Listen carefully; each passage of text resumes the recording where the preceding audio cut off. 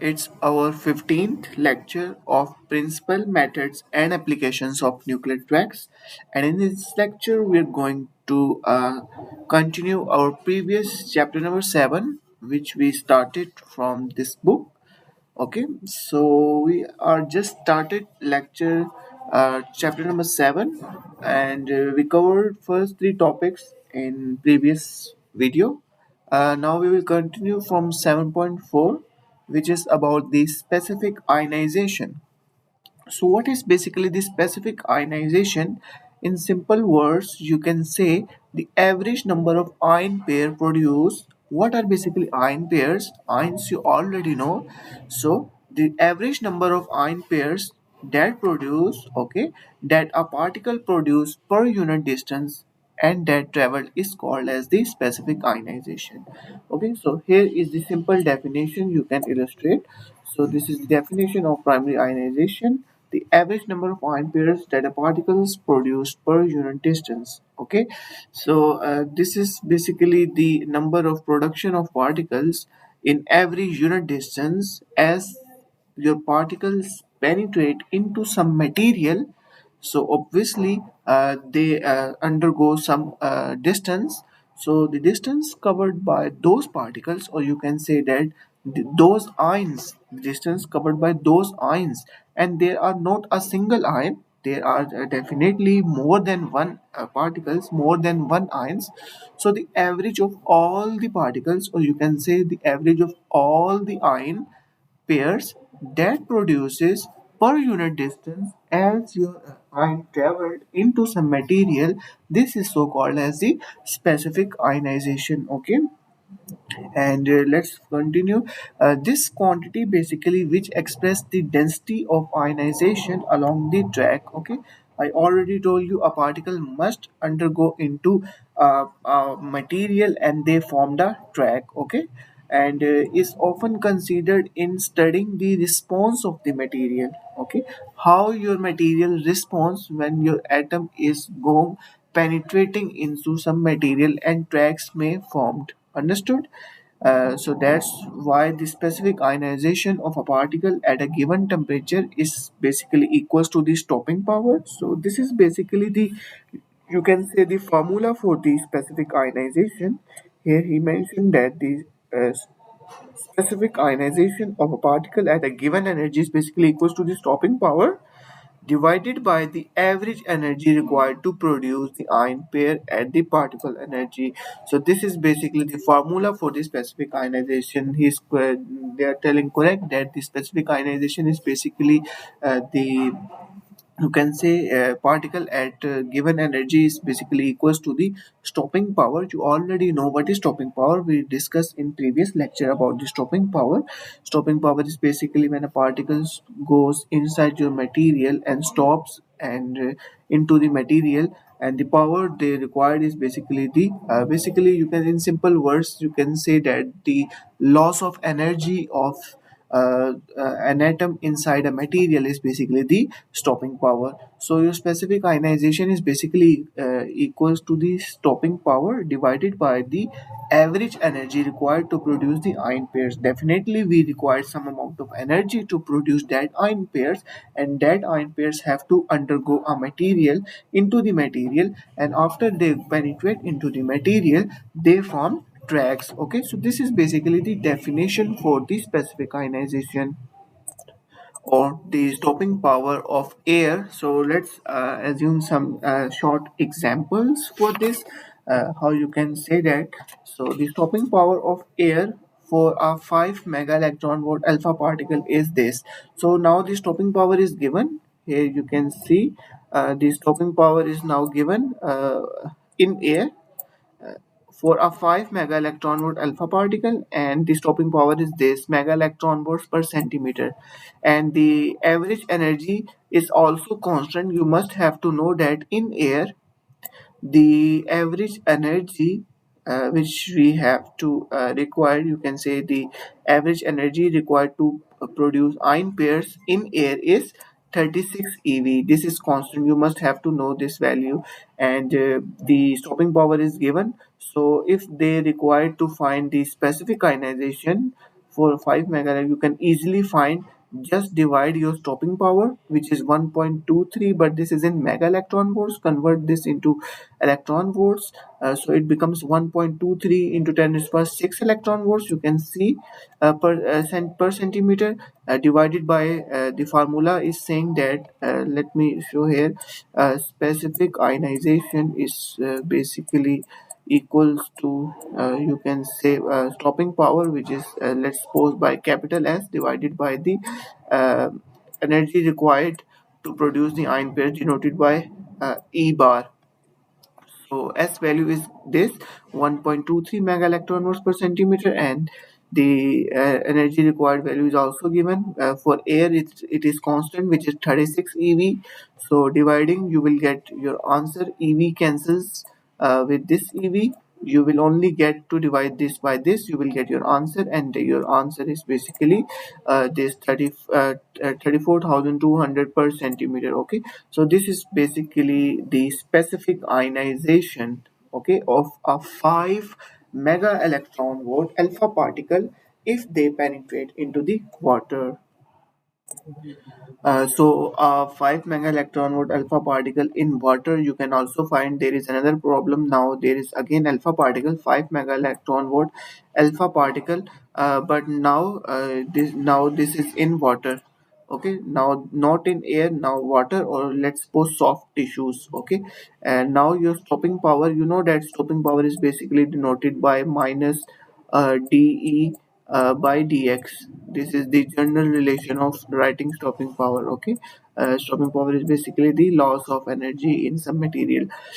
So this is the stopping power, and in water or tissue, it's mentioned now 950 mega electron volts per centimeter. Since about 22 ev, so now this is again constant value, which is 22 ev. Now this is constant in water and tissue, as this constant in 36 ev, which is the energy required to produce ion pairs. In air it is 36 ev, in water and in soft tissues it's 22 ev. Okay, so again, they require to find the specific ionization. What you have to do, just divide your stopping power, which is 950, divided by the value of the energy required for the pair ion pairs, which is 22 ev. So just dividing, first of all you have to convert this into ev, so it becomes 950 into 10 raised to power 6 ev. As now EV cancels with this EV, you will only left with 4.32 multiplied 10 is to 7 per centimeter. So this is how you can find the specific ionization. Understood? Now move towards further our next topic, which is the energy straggling. So what is basically energy straggling? Basically, energy straggling is basically the statistical fluctuations. What I mean by statistical fluctuations is basically the movement fluctuations to and fro motion of charged particles that occurs when they penetrate into the material. So this is basically the general definition of the energy straggling. You know that here is also mentioned, you can see, as the charged particle penetrates material, definitely charged particle must have to penetrate into the matter. After they penetrating, they must have some statistical fluctuations, because they are not move straight linearly, but they move with some fluctuations. Okay, they move to and fro, they fluctuates, they vibrates, you can say in simple words. Okay, statistical fluctuations occurs in the number of collisions along its path, and in the amount of energy loss in each collision as they fluctuates. So they fluctuates in a number of collisions, because there are many ions, there are many atoms of a charged particle that penetrates into the matter. After they penetrate, they fluctuate, and they fluctuate occur in the number of collisions, they fluctuate numerously, okay, along its path, and in the amount of energy loss in the collision. Definitely, if there is some fluctuations, if there's some movements, if there's some vibrations of some antibody, there must be some energy loss. So as they fluctuate, there is some loss in energy in each collision. So this is so known as, so called as the straggling energy. Understood? As a result, a number of identical particles starting over under identical collision will allow in distribution of energies as they pass in given depth. Okay, so basically you can say in simple words, basically what is meant by the path length. Path length is basically the path that followed by a charged particle when penetrating into the matter. This is known as the path length. Okay, so you can define the phenomena of unequal energy loss under identical conditions called the straggling energy. This is again another definition of straggling energy. This is one of them, and this is another definition how you can define, in other words, like the phenomena of unequal energy losses under identical conditions.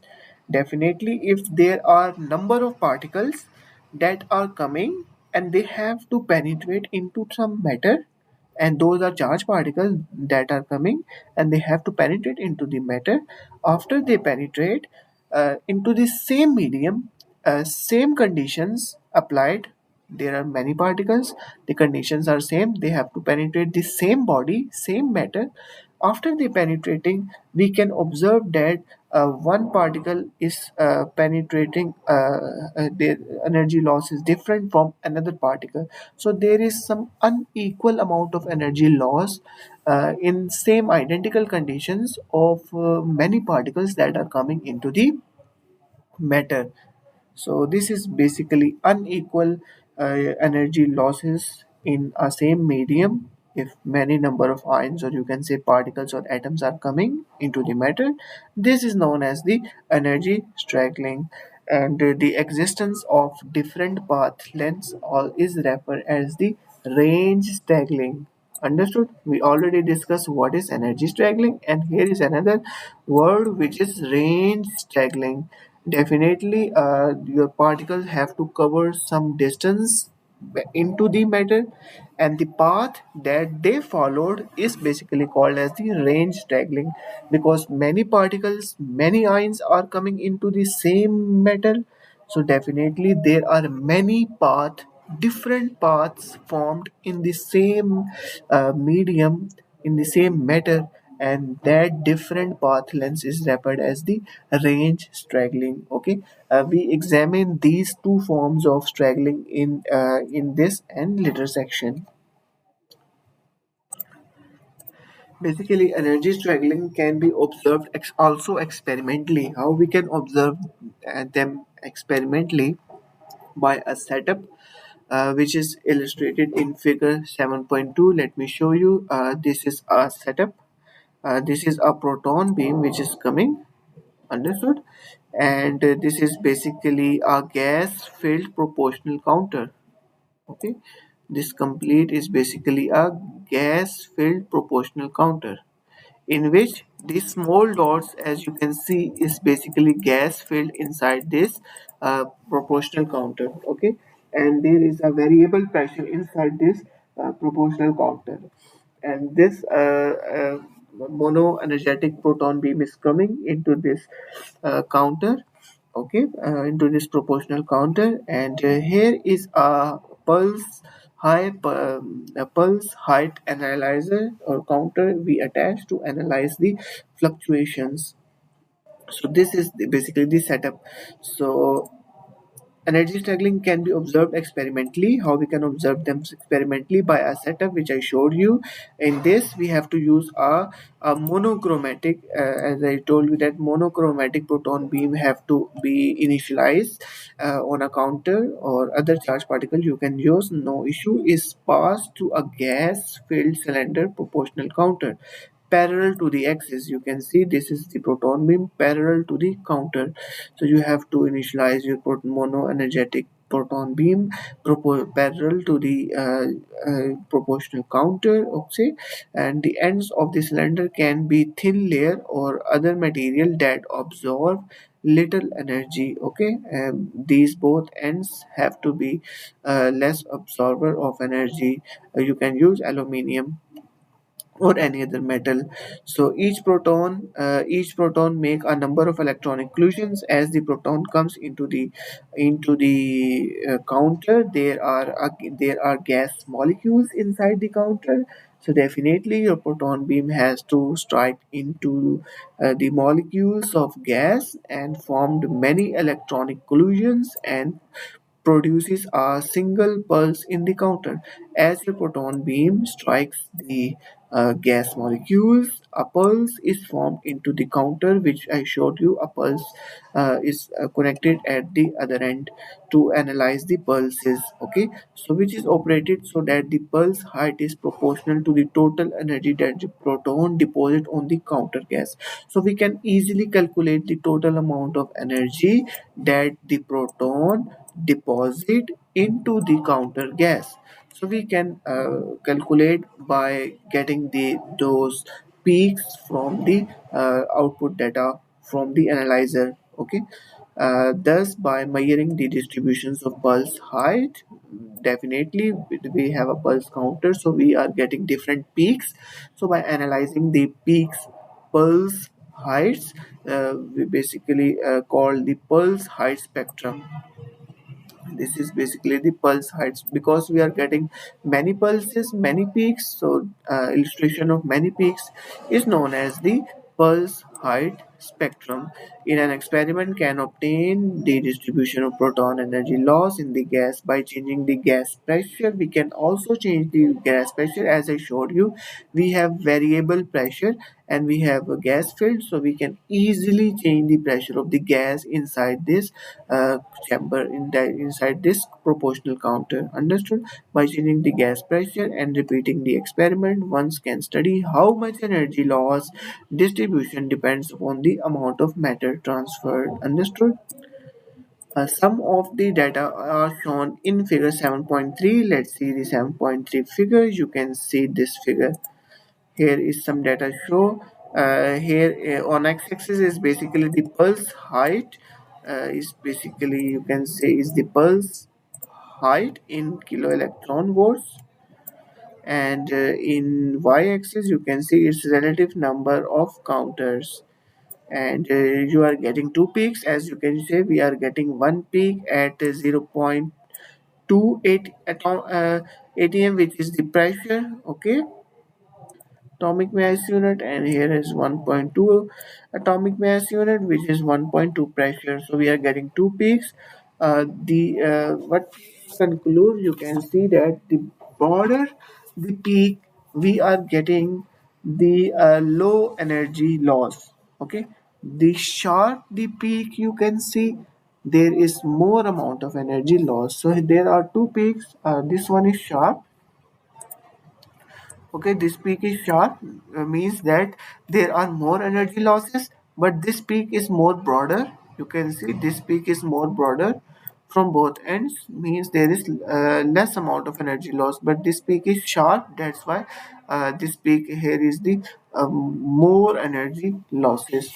And here are two different values: E bar, which is, you know, that the average energy to produce ion pairs, and is 34, and here the average energy produced to ion pairs is 212. E bar is 212 for this broader peak, and the energy of proton in this sharp peak is 27, and here is the energy of proton is 202. Okay, so this is basically the illustration, and q max is basically the maximum value we get from output.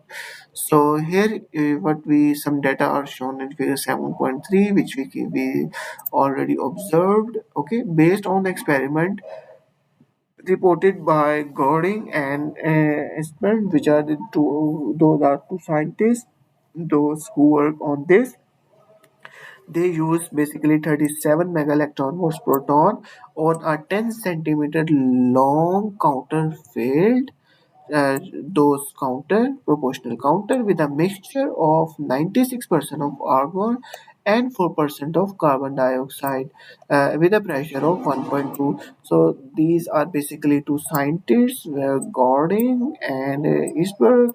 They use at 37 mega electron volts of proton, and they use a proportional counter of 10 centimeter long, and they use the gas inside variable gases with a mixture of argon and carbon dioxide, and they maintain at pressure of 1.2 atmospheric pressure. Understood? So what they observed, the average energy needed to produce an ion pairs in the gas is about 25 eV. Understood? You can see in this, which I already told you, the average energy, which is the E bar. E bar value is 25 eV. So data are produced from the gas pressure of zero point 0.2 atmospheric pressure and 1.2 atmospheric pressure. The ordinates show the relative number of count at different values. What we observe from this graph is basically the pulse height spectra for 37 mega electron volt proton, which is traveling in the proportional counter by two scientists, which we did see at gas pressure, which is zero point 0.2 atmospheric and 1.2 atmospheric pressure. Understood? By two scientists. So now move on towards next. This is basically the data which this showed. Uh, what we are observing from here is basically, we can say in simple words, the relative separation of peak, because there are two peaks, so there are some difference of the peaks, so we can examine both curves quantitatively.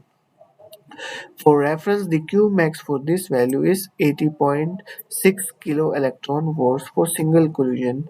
Okay, because Q max is basically the first collision after your particle penetrates into some medium, and there is some another atom if there is available. So the first atom on which they collide, we are getting the Qmax value. So this is Qmax value for the single collision, means first collision of 37 megaelectron of proton once we initialize into the this counter, proportional counter. So at zero point 0.2 atmospheric pressure, what we observed, the most probable energy loss measured from a proton transversing means going into, okay, traveling into. So at zero point 0.2 atmospheric pressure, what we observed, as you see from this graph, we are getting two peaks, zero point 0.2 and 1.2. So at zero point 0.2, the most probable energy loss.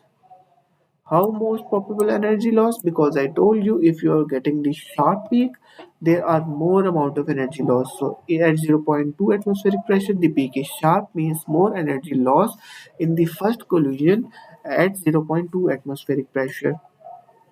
And for a proton transversing gas, so the value of proton energy is 27 kilo electron volts, and the average loss is basically 34 kilo electron volts, since about 25 electron volts is needed to produce the proton needed to produce the ion pairs, because we already discussed that we need only 25 electron volts to produce the ion pairs, but we are getting the average energy, which is 34 more energy. Okay, more energy loss in this, the average number of protons of secondary collision. So how we can find, we can easily find, because we know the stopping power, which is 34,000, and divided by the average energy to produce ion pair, which is 25, so we get 1360 1360 per proton. So this is basically the you can say the I in simple words, the specific ionization it is, which is 1360 per protons. And some of these electrons are produced directly by protons, and other are produced by secondary electrons. This we discussed in previous video, that there are more chances, there are primary ionization and there is secondary ionization. So there are chances that your some of the electrons are produced directly from protons, and there are chances they produce from the secondary electrons. Understood? So if we assume that the proton is directly ejects and secondary electrons with a mean energy of 60 electron volts. So when proton makes approximately 34,000 divided by 60, so it becomes 570 collisions. So if we observe at 60 electron volts, understood? So at this low pressure, which is zero point 0.2 atmospheric pressure, what we observed, so at low pressure, where the proton mean energy loss is considerably less, then the Qmax and only a few hundred collisions takes place. Okay, because there is considerably less proton mean energy loss. So here is basically you can say the relative separation of the peaks and the mean energy, and the formula is this to find if the average energy is mentioned and your proton energy is mentioned to you. So let's suppose the average energy in this case is basically 34, which we know that from here. And for the case of proton energy, we see from graph it's 27. So by using this value, so 34 minus 27 divided by again average energy, so you can easily get the value of the you can say what we are finding is basically the energy straggling. So this is how you can find, and this is basically the relative separation of the two peaks, understood? So now let us observe at 1.2 atmospheric pressure. So at 1.2 atmospheric pressure, an average of six times as many proton collision takes place, because at this is more pressure, so definitely more collision formed as your proton is coming into the gas colliding with more number of particles.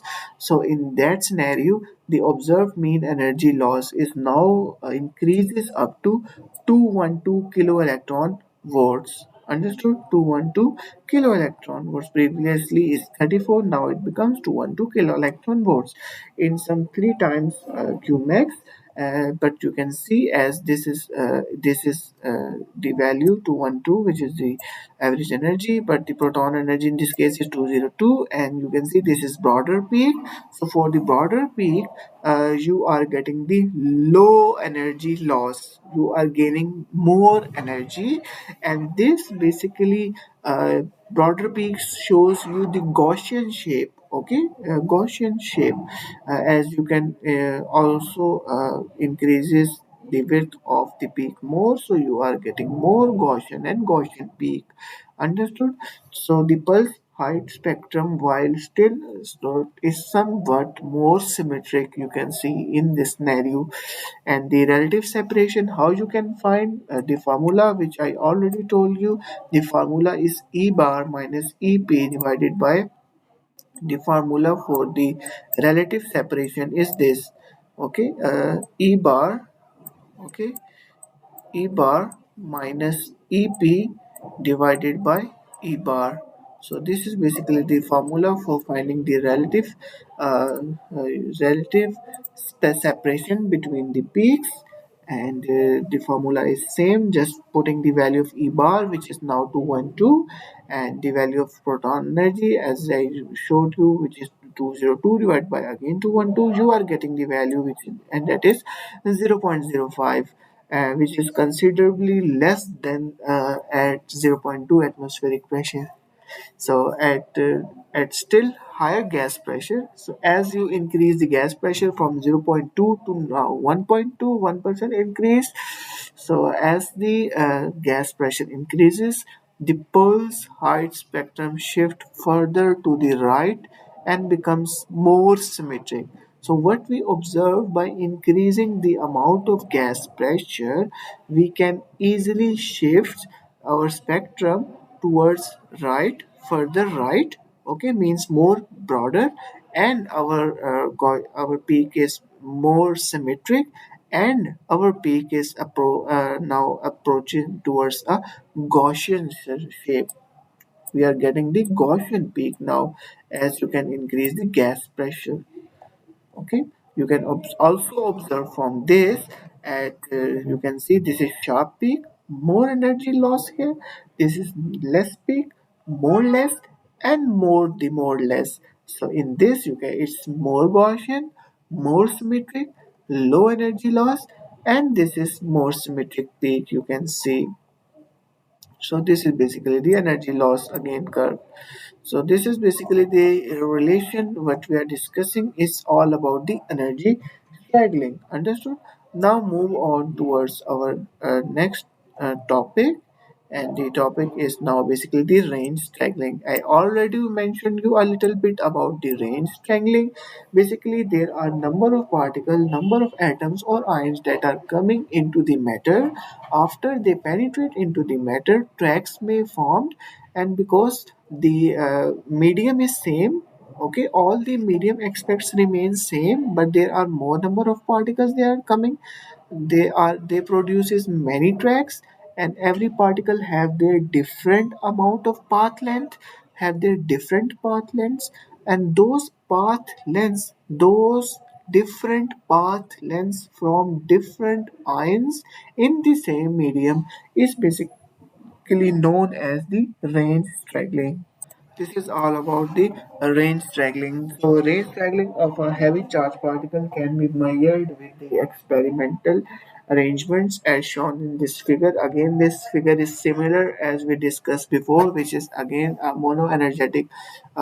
Your beam has to become linearly, okay, into some counter, which is the absorber. Here is counter and different slides, and here are additional absorber layers. Many layers formed because many ions produce their own different path lengths. So a monoenergetic beam is directed on the observer whose thickness can be varied by using additional layers of the material. Okay, a counter rate, which is the ammeter, is used to measure the relative number of beam particles. Okay, a counter rate is also attached at the other end to basically get analyze the reading of the beam particles that emerge from the observer as the function of its thickness. Understood? A plot of relative count can be formed from this. So this is basically the plot which we get. As you can see, by increasing the absorber thickness, there is a decrease in the count rate. Okay, so at low count rate, so you can see there is a constant at low absorber thickness. As the thickness is low, there is a relatively constant count rate, but as the absorber thickness increases, means the thickness of the some medium or matter goes to increase. So definitely there is less count rate because there is less chance of particles being penetrate a long into the some matter. Okay, because if a matter is has very short, they penetrate into the matter, but if a matter have very long thickness, very large thickness, definitely the range is very small, they penetrate somehow into and just stops into. That's why by as the absorber thickness increases, the basically the relative count rate becomes short, and short the range becomes mean for mean, and for greater thickness your basically range becomes extrapolated range. Understood? And these normally not formed extrapolated range. Understood? So this is what I told you, that at first the absorber serves only to reduce the energy. Okay, so energy definitely reduces of the particle traveling air they goes into, and therefore the count rate curve is flat. So you can see here the count rate pulse is flat because your particles because is transversing into, okay, and they reduces the energy of the particle. When additional absorber material is added, as I told you, many here you can see many additional absorber layers has to be installed. When additional absorber material or layers you can say is installed, the curve remains flat until the thickness approaches the range of the particles. So if the particle range is just 20, okay, micrometer, so they not penetrate more than 20 micrometer. Definitely they stops less or equals to 20 micrometer. Okay, so by increasing the counters also, definitely they not go the beyond their range. They don't need to extrapolate that range. Understood? Then the number of particles emerging from the observer being to decrease rapidly and most linearly as more material is added until all the particles are stopped in the observer. Understood? The mean radius. So now here is the definition of the mean radius. Sorry, mean range. What is mean range? As I mentioned you from the figure, is basically defined as the absorber thickness at which the relative count rate is 0.50 as shown in figure 7.5b. So you can see from this figure, which is this is basically the mean range, which is the this is minimum and this is maximum. The mean must be in between, and so the in between value is 0.5. So the mean range is 0.5 and the max range is 1. So if more counter has to be installed, so the particle not go beyond the this extrapolated range. Understood? So when a mono energetic electron are used with an experimental setup like that in figure 7.5, what we observed, a different penetration pattern is formed. Understood? And now a new figure which is are just coming, figure 7.6, and that figure basically shows the relative number of 100 kilo electron volts electron that passes through the water absorber. You can see this figure 7.c now shows a number of 100 kilo electron volts that pass through the water absorber of variable thickness, means different thickness values. So what we observe from this observer thickness increases micrometer from 0 to 150. Mean value must be at zero point 0.5 because this is minimum, this is maximum. Mean range is now zero point 0.5. So now this is the relative number. Okay, so this is how you can observe from a water absorber of variable thickness. So thickness is 50. So as you can see, as the thickness is increasing from 0 to 50 to 100 to 150, your relative numbers means count rates are coming low and low, means less probability of particles going more and more depth, means more thickness into the material. If you go more into the material, definitely there is less probability of the count rate. Okay, so we can observe from this graph. Our last topic is basically just to know about the uh, multiple Coulomb scattering. What is Coulomb scattering? You know that a particle is coming and they have to penetrate into some matter. As they penetrate into some the tracks may formed, and they are not linearly penetrate, as I told you before, because there are many interaction between them. The one of the interaction is the Coulomb interaction, because the ion or any atom, let's suppose, is coming into the matter. Definitely, they have some Coulomb force, Coulomb interaction between those atoms. So the Coulomb interaction of uh, a ion of one atom can be interact with the Coulomb interaction of another ion. Definitely, they can deflect the path. Definitely, the path length now deflected means now they are not now linearly formed. They move in random direction. So this is very useless. We must have to penetrate our beam into the our desired target so that we are go our applications properly. Like if we have to cure the tumor inside the human brain, definitely, because the range is very short in micrometers. If just a slightly tilt of a beam. You can say in simple words the pencil beam, because this is very micrometer in range. So if there is a slightly tilt difference in the pencil beam or the beam, so definitely they damage the issues of your other parts of the brain. So that's why this is very very important to concise your beam on a specific target, so that you can easily cure your tumor or any practical applications. Okay, so this is basically the Coulomb interaction, Coulomb scattering, that affects the particle interaction in this.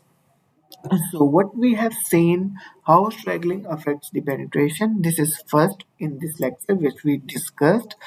The straggling is one of the issue that basically affects the penetration of charged particle in the introduces some fuzzling and into the concept of range. Another phenomena is the elastic scattering from atomic radii by the Coulomb force, which I mentioned you now. Okay, Coulomb force is one of the main drawback of how they penetrate into the charged particle. Okay, further completed the analysis of the particle penetration, the path of charged particle in matter. Even a fast electron or a heavy charged particle deviates from a straight line because it undergo frequent small angle nuclear scattering events, which I told you is written in these lines. Now from figure 7.7, what we observed, let us now check the figure 7.7. So this is the figure 7.7. You can see the particle must have a target range is x naught. They have to strike onto the x naught. But what we are looking for, you can see this is the initial pencil beam is coming. So you can see it is now deviating its path and it's moved here. So definitely this is not our desired application to do. So this is basically one of the drawback. This is due to the Coulomb scattering of the particles into the matter. Okay, so this is how your particle deviate by the Coulomb interaction. By if they penetrating into the matter, they not undergo their desired position. So to go into the desired positions, we are using many different things, like we use collimators. Okay, and we can also use the laser diameter micro. Okay, so that's to it moves into the desired position. So the path of the charged particle in you can say, so the path of the charged particle in matter, even a fast electron or heavy charged particle, deviate from its single line because it undergo the frequent large. Okay, so figure 7.7 we already observed how heavy charged particles start out along the x-axis at the origin O in the observer might be deviated rapidly by multiple Coulomb scattering until coming to rest at the depth of the x naught, and they don't come at the precise x naught. Okay, they deviate from its path. The total path length traveled r, which is the quantity calculated from equation 5 point, which is the previous equation and given in table, is greater than the depth of the penetration x naught. Understood? So after another effect of this multiple Coulomb scattering is to spread a pencil beam of charged particle into diverting beam, okay, as the penetrates a target, as illustrated in figure 7.8.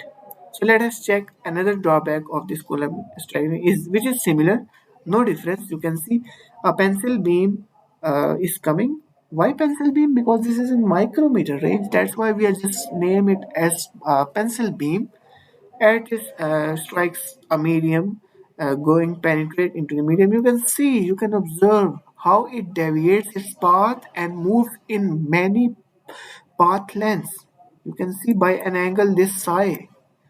So this is how they never go into the your into the target desired target. So to move on to their desired target, we are using many other aspects. Okay, so the medium of the spreading increases as we can see from figure 7.8 with the atomic number of the material. So when a pencil beam, if your pencil beam is 120 mega electron volts protons, penetrates 1 centimeter of water. Understood? If your pencil beam of 120 mega electron volt proton and that have to penetrate in 1 centimeter of water, for example, about 4 centimeter, 4% of particle emerge outside. So only 4% of particles which are emerged from this scenario, and the angle it formed 1.5 degree deviation, means they don't go to their side, they deviate 1.5 degree. How disgusting this is. Okay, so the arrangement basically the same as by the Rutherford when he investigated the alpha particle scattering through the thin foil. You already know what is the Rutherford experiment. Understood? So in radiotherapy there is an application where the charge particle beam multiple Coulomb scatterings. Okay, in radiotherapy also your charge particles form the Coulomb scattering, and this basically significantly diminished the dose that can be concentrated into a tumor, particularly when it is located at some depth into the body. So this is very good application. You can say we can use different collimators, different lasers, diamicro lasers having diameter in micros. So by using those aspects, we can easily reduce this Coulomb scattering of the charge particle. So that's end up of our chapter number 7 of this book. Now your task is to solve these problems, and topic 7.9, which is the problems. It is total 16 problems. In next video we are going to solve these problems step by step briefly. Before that you can think about on these problems. So till then, take care. Allah Hafiz. So that's all for our this lecture number 15 of principal methods and applications of nuclear tracks. So thanks for watching. Allah Hafiz.